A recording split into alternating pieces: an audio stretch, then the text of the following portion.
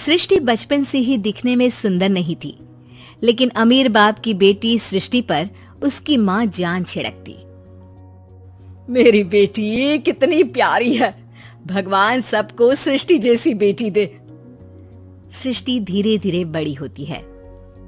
एक दिन सृष्टि की सहेली कहती है, तू दिखने में कितनी अजीब सी है, लेकिन मैं जानती हूँ हम सब में सबसे अच्छी शादी तो तेरी ही होगी। तेरे पापा अमीर जो है। और बता नहीं सकते यार, दहेज तो हर कोई देता है, ये क्या ज्यादा ले जाएगी अपने पति के लिए? अरे बड़े शहर में कोठी है इसके पापा की। अरे पापा की है ना, कौन सी इसकी है? इसकी होती तब तो कोई भी लड़का इससे शादी कर लेता। अरे पापा की मतलब पापा की है तो मेरी ही है ना? किसने कहा? अब तेरी तो तब होगी ना जब तेरा भाई ना हो। वैसे भी शादी के बाद सारी प्रॉपर्टी भाई के नाम होती है। सृष्टि समझ जाती है कि उसे किसी भी हालत में माँ बाप की सारी प्रॉपर्टी को अपने नाम करना है, लेकिन कैसे? एक दिन सृष्टि का भाई शीनू कहता है, बहन क्या कर रही है?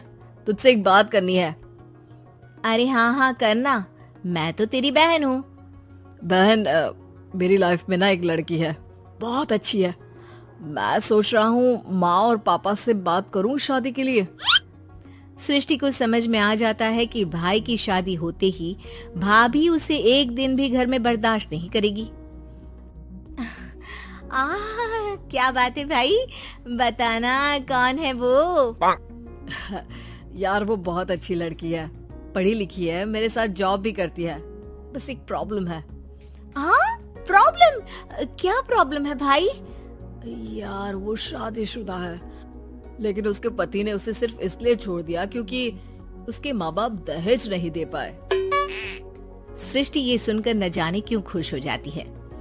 अरे भाई तो क्या हुआ, लड़की तुझे तो पसंद है ना?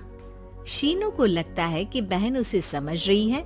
वो इस बात से अनजान होता है कि उसकी बहन की मंशा पूरा घर हड़पने की है। सृष्टि अपनी माँ से कहती है, मम्मी मुझे तो बहुत चिंता है। पता है शीनू क्या कर रहा है? अरे क्या कर रहा है? वो तो काम पर जाता है और वापस घर आता है। नहीं ना माँ, वो यही तो नहीं कर रहा, बाकी सब कर रहा है। आपको पता है उससे प्यार है, और वो भी एक शादीशुदा लड़की से। ये क्या हो गया? मैं सोसाइटी में क्या मुंह दिखाऊंगी? अरे तेरे पापा तो यही कहेंगे कि मैंने ही उसे बिगाड़ दिया है। माँ देखो, मेरी बात मानो, पापा पर भी विश्वास करने की जरूरत नहीं है। अब आप ही बताओ, पापा इतनी देर घर के बाहर रहते हैं क्यों? बोलो। अरे बेटा वो तो नौकरी करते हैं ना। तू बहुत भोली है माँ। पापा का ऑफिस तो 7 बजे खत्म हो जाता है, लेकिन देखो कितनी देर से आते हैं। अरे नहीं बेटा, ऐसी कोई बात नहीं है। सृष्टि माँ को एक औरत से बात करते पिता की फोटो दिखाती है। देखो माँ कैसे हैं पापा। मैं ना कहती थी कि पापा सही नहीं है।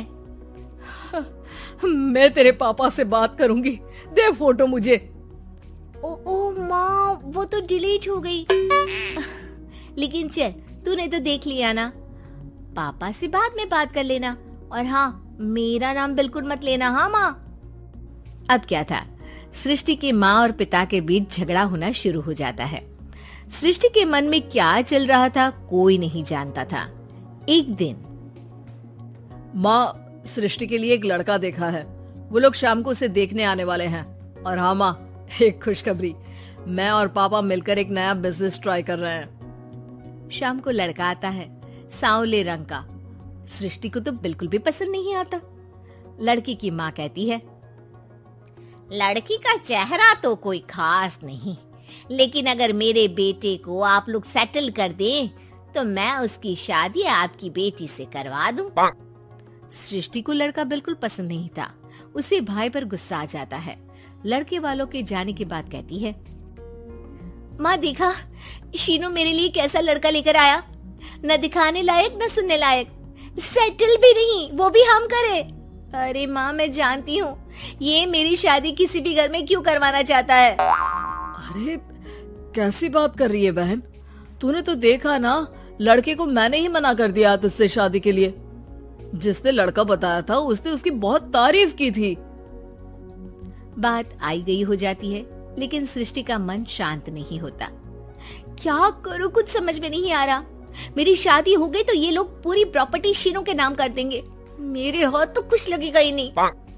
तभी सृष्टि को आइडिया आता है। वो किसी वकील को फोन करती है।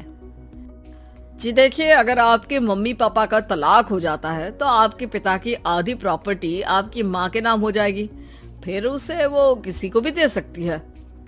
सृष्टि अब माँ को बेटे के खिलाफ भरती है। माँ, शीनू पर नजर रखा करो, वो जिस लड़की के प्यार में है ना वो शादीशुदा है।